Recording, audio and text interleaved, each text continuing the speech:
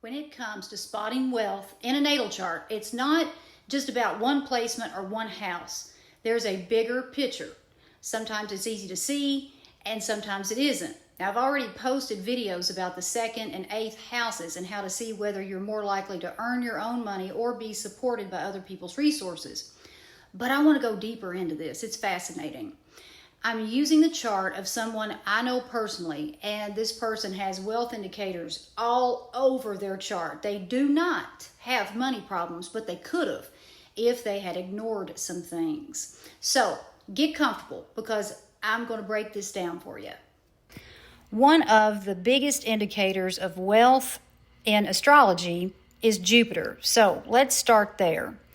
In the first house, they have Neptune with Sagittarius. Jupiter rules Sagittarius. The first house is the self, identity, and personal path. Now, look at the second house cusp. Sagittarius is there too, which means Jupiter rules their second house. The second house is the money you make. So we now have Jupiter ruling the self and Jupiter ruling earned income, but it gets even stronger. Jupiter is actually setting in Sagittarius, its own sign, which makes the placement significantly more potent.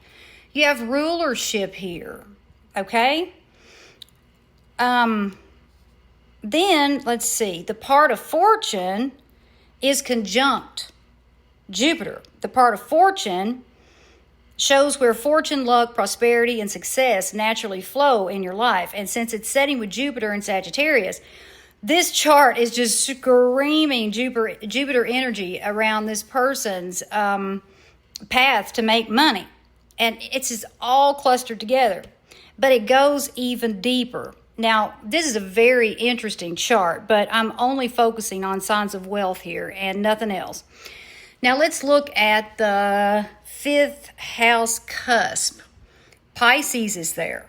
Jupiter is also a traditional ruler of Pisces. So now we have another Jupiter-ruled house connected to this chart. And the 5th house is the house of joy, doing all those things that we love to do. But it's also risk-taking. Calculated risk-taking is a 5th house affair. Okay? And this person actually does better in business when they take calculated risk. Now let's jump up here to the midheaven, the career point in the chart. Well, they have Leo on the midheaven, and they have a Leo placement at 29 degrees. That placement sits directly in the house of career. 29 degrees Leo is very powerful. Did you know that 29 degrees Leo is the royalty energy? And Leo is ruled by the sun. So, this is visibility, leadership, status, charisma, luxury. It's just, VIP energy, okay? Leos are usually not drawn to cheap experiences. I mean, they gravitate toward quality. And then you combine that with the anaretic degree, the 29th degree, where the energy is intensified and operating at full volume, okay? So now you have amplified Leo energy connected directly to career and public image. And all of that translates to money. But there's even more. Their Mars trines Jupiter. And this placement gives them natural business instincts. They tend to make fortunate decisions without forcing it. It's almost intuitive. And this person genuinely believes they can do whatever they want to do. And because of that, they use free will to their advantage instead of their disadvantage. They instinctively know what will succeed and what won't. That's why they are safe to take those calculated risks. But here's the important part. They could have blocked all of this if they had never healed their Chiron wound. Their Chiron is in Aries. Mars rules Aries. So this is, connected. The wound here was around extreme shyness and being over accommodating with others and being overly cordial without enough regard for the self. But they healed it, and that matters because Chiron sits in their house of work. So healing that wound was directly tied to what you see manifested up in the 10th house of career and public success. Now, let's look at the 8th house. You all love to talk about the 8th house. This is shared resources, inheritances, and just other people's money. Their vertex is in the 8th house. The vertex is your natural law of attraction point, your fate, your destiny. It's like a chain of events. Those events have to happen for this out of the blue thing to fall out of the sky into your lap, and then that thing furthers your path.